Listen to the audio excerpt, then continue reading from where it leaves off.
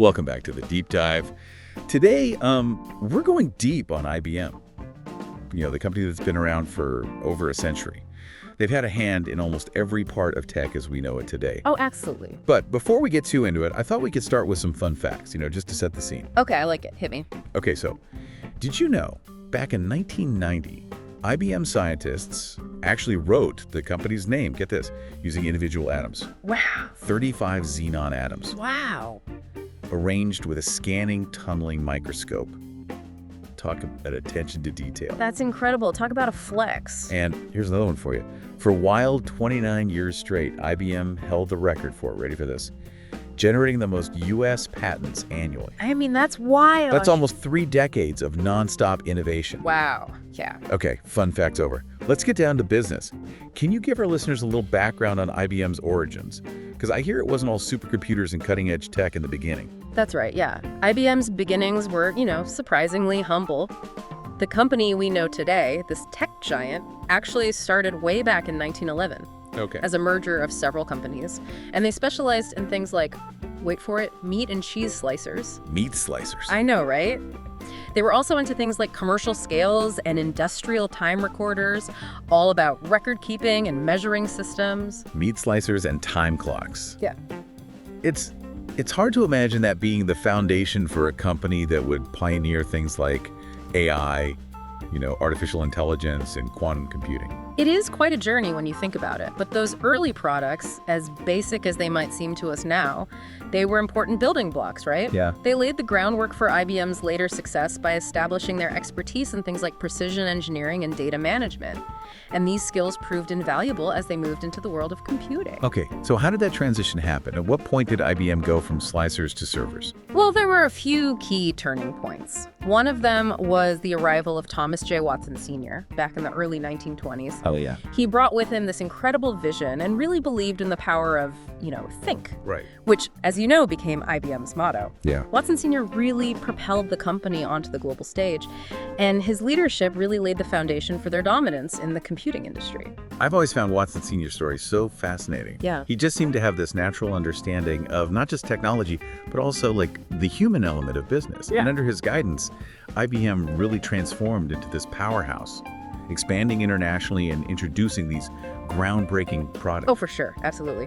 One of their early wins was the IBM 701. It was their first commercial stored program computer. Wow. This was like a major breakthrough in computing technology, right? Yeah. And really solidified IBM's place as a leader in the field. And then, of course, came the iconic System 360 family of computers, which really revolutionized how businesses used and interacted with computers. The System 360 was a game changer, wasn't it? It seemed like every major company relied on these massive mainframe computers. Yeah. And IBM totally ruled that market for decades. It's hard to imagine the scale of their impact back then. They were the undisputed kings of the mainframe era. And then technology evolved, right? And IBM moved into the world of personal computers with, you guessed it, the IBM PC. Which, as we all know now, was another pivotal moment in the history of computing. Absolutely. The IBM PC, even though they didn't dominate the PC market in the long run, it became the blueprint for personal computers, as we know them today. Exactly. While IBM didn't maintain their, hold on the PC market, their entry was a total turning point. The IBM PC set the standards and the architecture that shaped the entire industry. Yeah. It influenced everything, from operating systems to software development to how we just use computers in our everyday lives. It's incredible how certain decisions and innovations can have such a lasting impact, It's crazy. shaping the course of technology for years to come. But IBM didn't stop there. They continued to adapt and evolve. And in recent decades, we've seen them shift their focus away from actually making hardware Right. and more towards things like software, cloud services, and research, pushing boundaries in AI and quantum computing. That's right. IBM realized that the future of technology was in providing solutions, not just building machines. They used their deep understanding of technology and business to become leaders in cloud computing, AI, especially with, Watson. And they're even exploring, the frontiers of quantum computing. So from humble beginnings with, meat slicers to pioneering quantum computers, what a journey. It really shows IBM's ability to adapt and innovate over a century.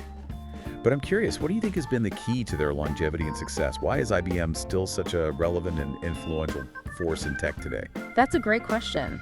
I think there are a couple of key factors. One is their commitment to research and development.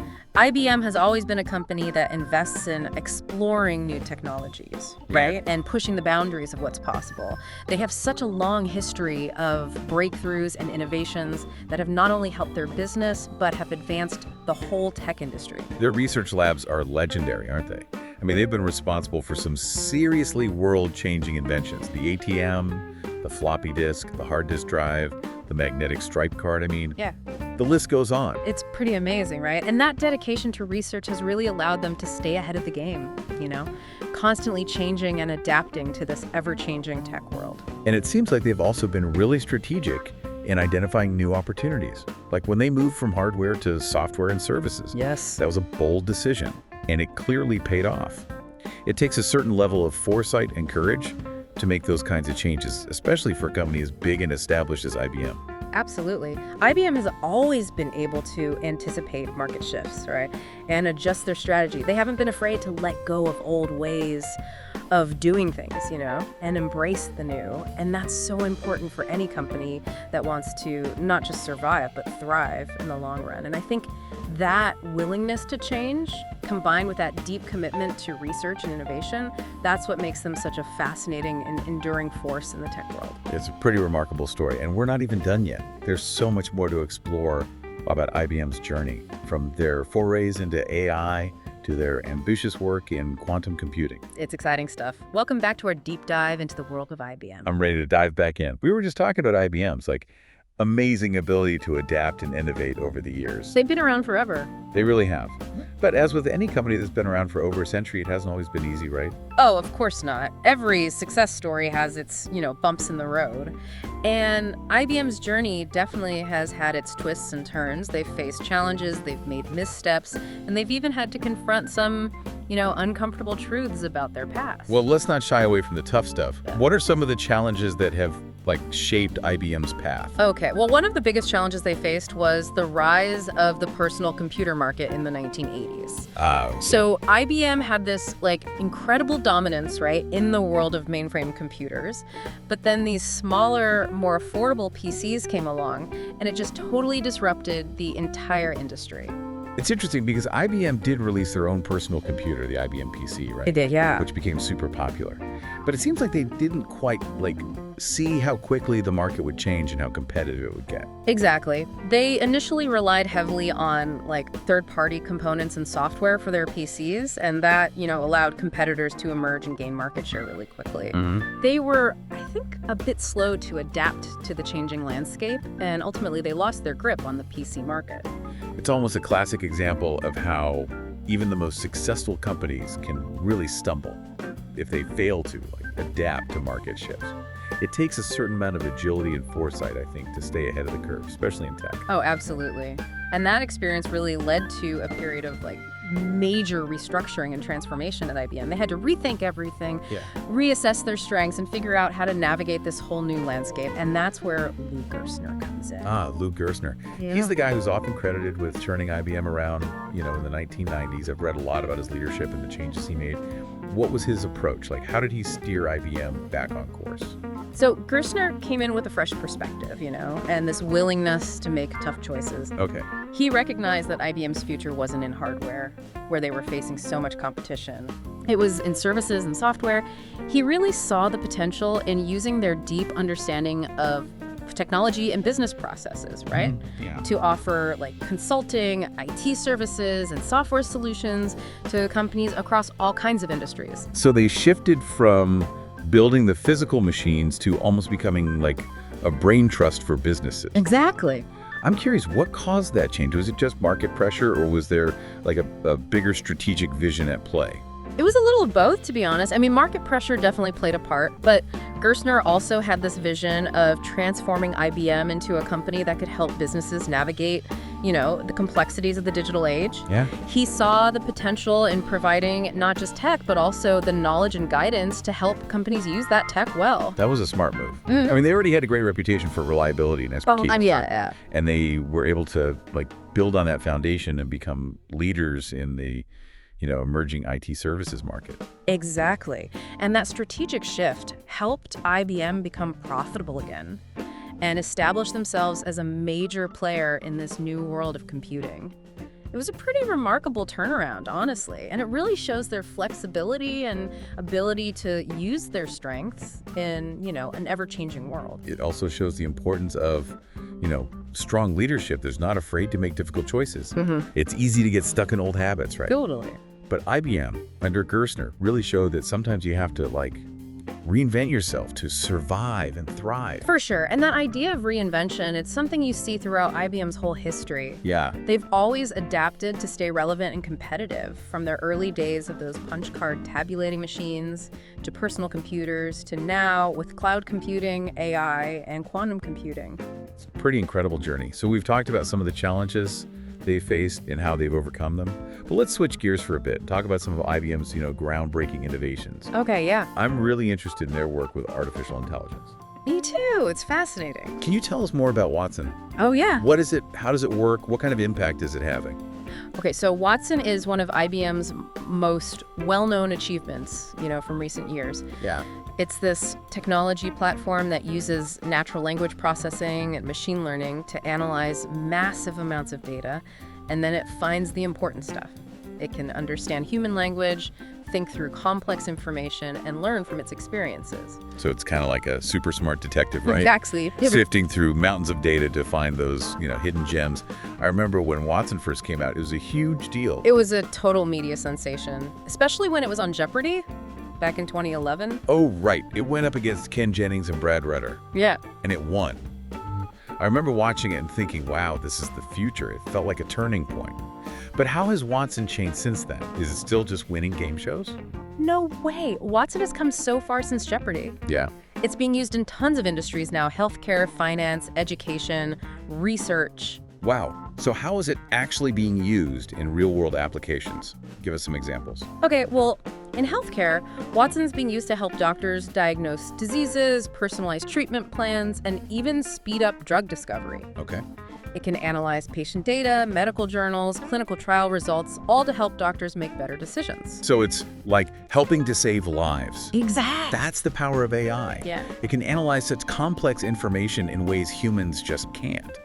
And it can do it so fast on a scale we can't even imagine. That's right. And in finance, Watson's used to detect fraud, manage risk, and give personalized financial advice. It looks at market trends, customer data, regulatory info, all to help financial institutions make better decisions and serve their clients better. It sounds like Watson is having a huge impact, really pushing the limits of what's possible with AI.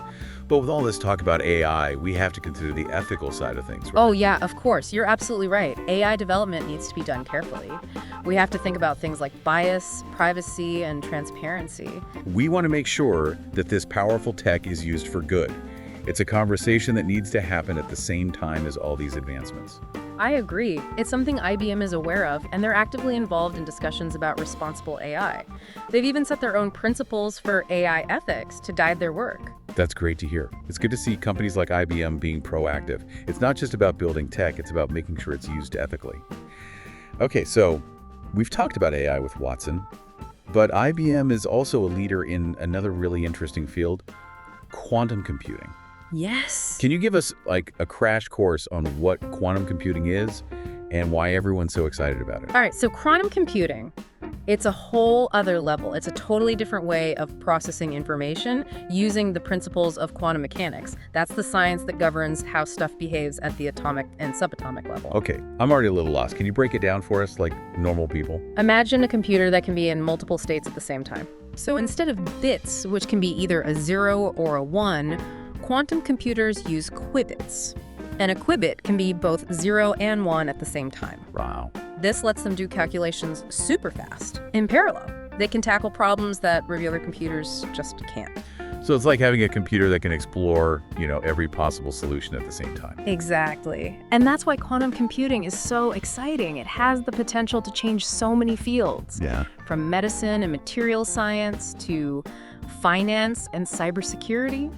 It sounds like sci-fi. Is this really happening, or is it still, theoretical? It's happening. I mean, it's early, but IBM is at the forefront. Really? They've got working quantum computers. Wow. Researchers and developers can access them through the cloud. It's called the IBM Quantum Experience.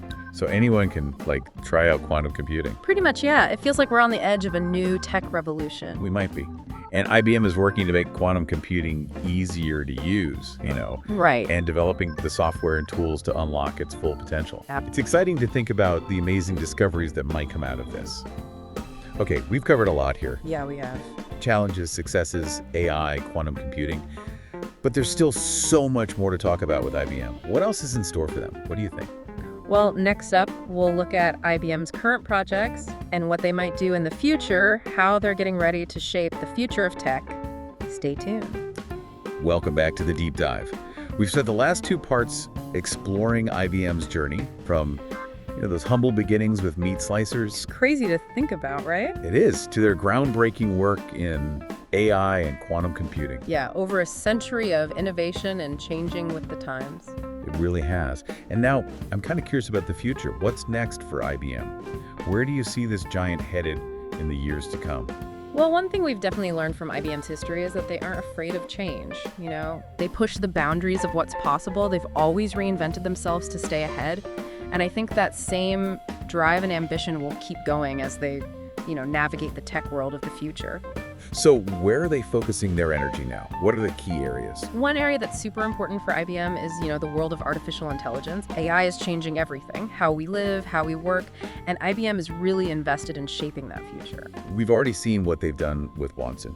From winning Jeopardy to helping doctors, diagnose diseases and personalized treatment plans. It's mind-blowing stuff. But where do they go from here? What's next for Watson and for their AI work in general? I think we'll see Watson become even smarter and more integrated into our everyday lives, Okay. Imagine having AI assistants that not only answer our questions and schedule things, but can anticipate our needs and help us make better decisions in every part of our lives. That's both really exciting and a little, unnerving. It makes you wonder about the impact on jobs, and the workforce if AI gets that integrated into everything we do. That's a valid point. It's something that we definitely have to think carefully about as AI keeps developing. IBM knows this, and they're part of discussions around responsible AI, thinking about the ethics of this technology. It's good that they're thinking about the bigger picture. But aside from AI, what else is on IBM's radar? Another big area they're investing in is quantum computing. This is a field with the potential to revolutionize so many things, from drug discovery and material science to finance and cybersecurity. We talked about this a bit earlier. Can you remind us what makes quantum computing so unique, so potentially game-changing? It all comes down to how quantum computers process information. Unlike regular computers that use bits, which are either a 0 or a 1, quantum computers use these things called qubits. Qubits can be in multiple states at the same time. This allows them to do calculations way faster than normal computers. So it's like having a computer that can look at every possible solution at the same time. You got it. And that's why it's so powerful. It could change so many industries. I know I've said it before, but it's still early days for quantum computing.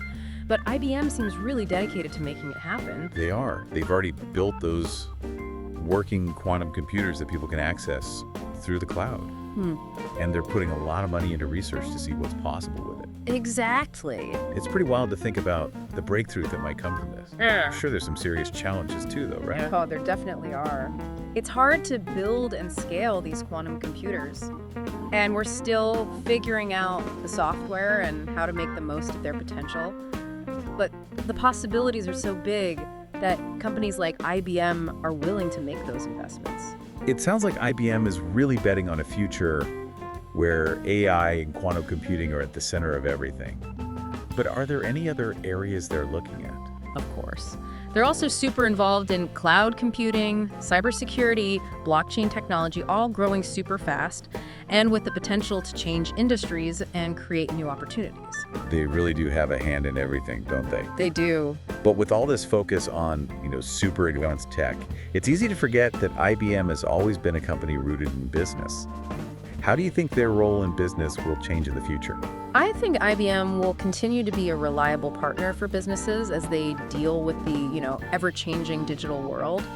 They're using their expertise in data, cloud computing, and cybersecurity to help companies transform how they work, be more secure, and create new value. So they're not just building the tech, they're showing businesses how to use it to achieve their goals. Exactly. And they're also focusing more on using tech to solve global problems in things like sustainability, healthcare, and education. That's something I've always respected about IBM. They're not just about making money, they're also about using their knowledge and resources to make the world a better place. It's part of who they are. They've been involved in social good initiatives for so long, and they keep finding new ways to use technology to benefit everyone. It's pretty inspiring to see a company like IBM taking the lead there. So to wrap things up, it sounds like IBM's future is as bright as its past. They've got some big goals, and they're in a good position to continue shaping technology for a long time. I agree. They've got the talent, the resources, and the vision to really make a difference. Well, that's it for our deep dive into the world of IBM. We've covered a lot of ground, from their humble beginnings to their incredible innovations and their plans for the future. It's been a fascinating journey, and we hope you've enjoyed it. We hope so. And we encourage you to keep learning about technology and think about how it's changing our lives and our future. It's an exciting time. Thanks for joining us on the Deep Dives. Until next time, keep diving deep.